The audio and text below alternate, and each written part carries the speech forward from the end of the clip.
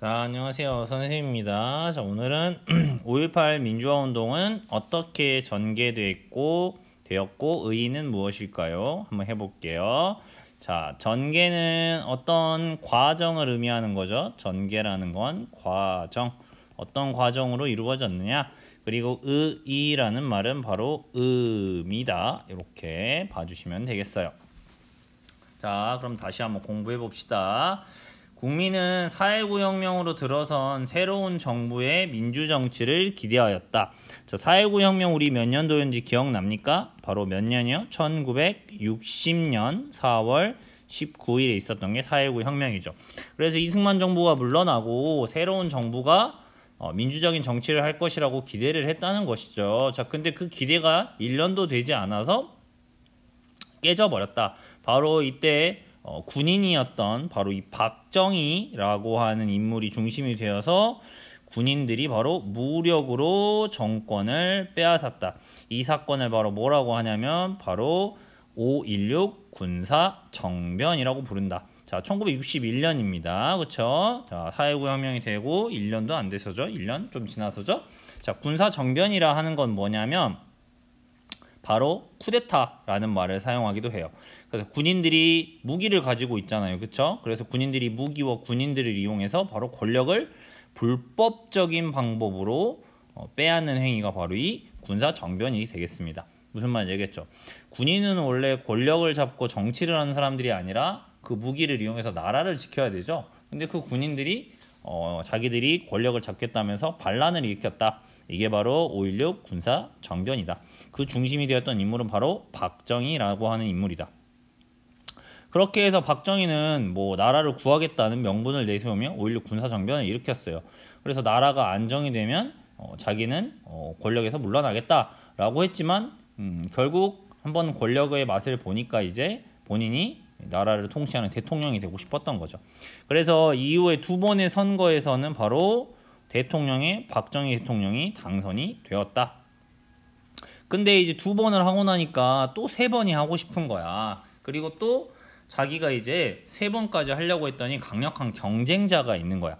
그게 바로 우리나라 최초로 노벨 평화상을 받은 김대중 대통령이 이제 자신이 선거에 나와가지고 김대중 대통령 당시 후보한테 질 것 같은 거죠.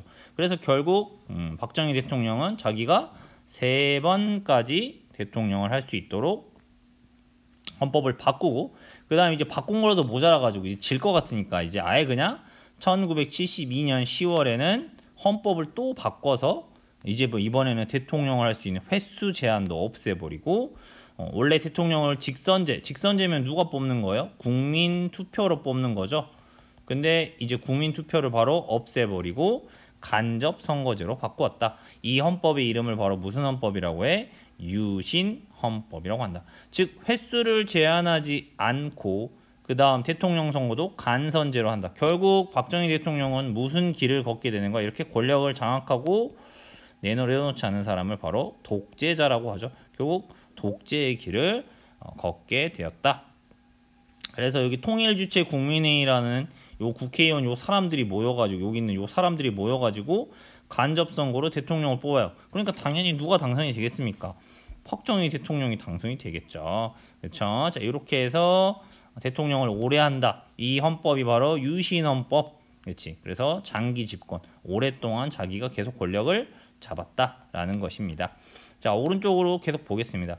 유신헌법으로 막강한 권한을 가지게 되었죠. 다시 한번 유신헌법. 자, 그래서 박정희 정부는 국민의 기본권을 제한했다. 그러면서 독재 정치를 더 심하게 하였다라는 거죠. 기본권을 제한하는 거 대표적인 게 바로 자유를 제한한다든지, 그 다음 국민들이 투표할 수 있는 권리, 이런 것들을 빼앗아 버렸잖아요. 그렇죠? 그 다음에 자기 독재에 반대하는 사람들은 뭐 붙잡아가고 고문하고 이런 행동들을 벌였다. 그렇지? 불법적인 행위를 한 거지. 이에 부산과 마산 일대에서 독재 정치에 반대하고 민주화를 요구하는 대규모 시위가 일어났다. 그래서 부산과 마산 사람들이 대규모 시위를 일으켰다. 근데 이때 바로 이 대규모 시위를 어떻게 할 것인가를 놓고 바로 박정희 대통령이 이렇게 인물이 있고요. 이 당시 경호실장이었던 사람이 바로 차지철입니다. 차지철이 바로 경호실장. 그 다음에 당시 중앙정보부장이었던 김재규. 중앙정보부. 근데 이 문제를 놓고 박정희 대통령의 부하들이 생각이 달랐던 거예요. 차지철은 저 대규모 시위를 탱크를 몰고 가서 무력으로 진압해버리자. 김재규는 안 됩니다. 너무 분위기가 좋지 않습니다. 이번에는 달래야 됩니다. 그런 사이에서 이제 갈등이 벌어졌고 결국 이 중앙정보부장이었던 김재규가 바로 이 박정희 대통령을 총으로 쏴 죽이는 일이 발생한 것이죠. 그게 바로 박정희 대통령이 측근에게 암살당하는 사태가 벌어졌다. 그래서 이게 바로 1979년 10월 26일에 있었던 11.6 사건입니다. 대통령이 바로 자신의 부하에게 총에 맞아서 죽게 되는 사건이 벌어졌다. 그러면 아까 볼까요? 1961년 5.16 군사정변으로 권력을 잡아서 지금 죽을 때까지 1979년 10월 26일까지 무려 18년이 넘는 세월을 박정희 대통령 혼자 독재를 했던 것이죠. 자, 이렇게 갑자기 대통령이 이제 총에 맞아서 사망하게 되니까 사람들은 이제 민주주의가 오겠다. 그렇지, 독재를 하던 박정희 대통령이 죽었으니까. 그래서 민주화에 대한 기대를 했겠죠. 하지만 또 다시 우리나라에 군사 반란이 일어나게 된다. 바로 이번에는 이 전두환이라고 하는 인물을 중심으로 한 신군부. 신군부는 말 그대로 새로운 권력을 잡은 군인 세력들이다.